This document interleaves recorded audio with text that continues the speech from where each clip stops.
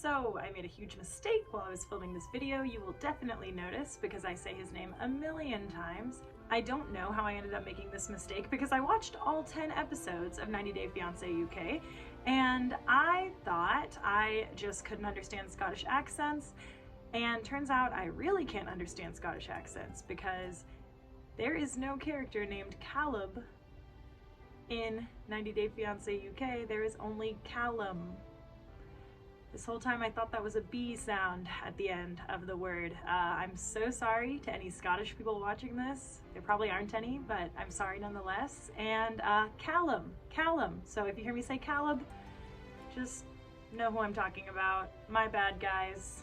I'm back, and finally another couple that actually seems real. You guys already know I really like Katie and Alejandro. I like Breedy and Host, and we have another couple that I really do find sweet, and that is Caleb and Marvin. Sorry, I think I need to, Caleb. It's gonna be weird for me because in America we say Caleb. I don't really like the switch, but I will do my best to make sure I don't mess it up. Caleb and Marvin. Caleb and Marvin, they are very close in age, 28 and 26. I think Marvin and Caleb actually have a sweet connection. When they meet at the airport, we don't necessarily immediately see sparks flying, but this is their first time meeting, so of course it's going to be a little bit of like figuring out, oh, do we kiss? Do we hug? They're clearly happy to see each other though, and it's clearly an emotional moment. So to me, that does say this is real. This is something that does matter to both of them. It's actually really obvious that Caleb is completely head over heels for Marvin, which I think is really sweet. I think it's cute. I think it's nice when you can actually see that. Marvin definitely cares for Caleb too. He's just definitely a more reserved person. I think their feelings are clear when you watch their scenes together. And I actually think their difference in personality can definitely complement each other a little bit. Some of the people around Caleb are a little bit worried because Marvin's last relationship was also international, but I do understand why Marvin might seek out international relationships when gay marriage is illegal in the Seychelles. I believe he also says it's illegal just to be gay there. So he can't really live as the person that he is in the Seychelles. So it makes sense for him to seek out relationships with people in a place where he could live a safe, happy, healthy life. I don't necessarily think it's a sign that he's a scammer trying to move away for a better life, trying to use Caleb for a better life, but I think it's a sign that he wants to be able to be who he is, and so he has to seek out relationships in a different place. Marvin's first couple scenes and his talking head segments, he is concerned about Caleb's family liking him, which I think is a really good sign because he's clearly nervous about it. He clearly really wants them to like him.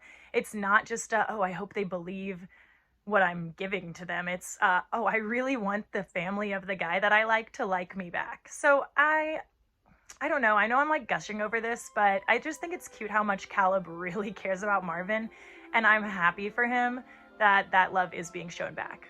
I also think that the wanting Caleb's family to accept him is another point in Marvin's favor. I don't think there's any reason for Caleb's family to be suspicious because he's coming from a place where he can't show his relationship in public. So of course he wants the people around him and Caleb in the UK to be supportive of them. And finally, in one of the more recent episodes, we see that Caleb did get his wish. Marvin did propose to him. It was super sweet. It was just the right time, in my personal opinion, and I hope they're happy. I hope they can work things out. Of course, a lot of online relationships, yes, you aren't necessarily really seeing what that relationship will be like in person, but a plus of an online relationship, or something that I believe really can make them stronger, is that since you don't have that physical interaction, every interaction that you're having with them is based on your feelings, based on your personality. It's all, you can't cover up the hard parts with sex. You know, you can't cover up the hard parts with hormones and endorphins as easily because everything is online. You can't just kiss and make up. You have to talk things through and make up. So I do think that Caleb and Marvin can definitely work this out. I think that they are a genuine, sweet couple. And so now we have 3 couples this season we can actually root for. Yay! And finally, I will talk about Victoria and Sean. You guys know I really didn't like Sean in the beginning. I thought he was sketchy, but he's actually, I don't know, every episode is so hot and cold with him. One episode, Victoria is unhappy with him because he lied about the divorce, and she was saying, oh, you made me an adulterer. And then the next episode, she's like, oh, I don't want him to go back to Japan. I do understand. I have cried at many an airport going across the world with a long distance partner. It's really, really tough. Even, you know, the day before, you could be totally fine.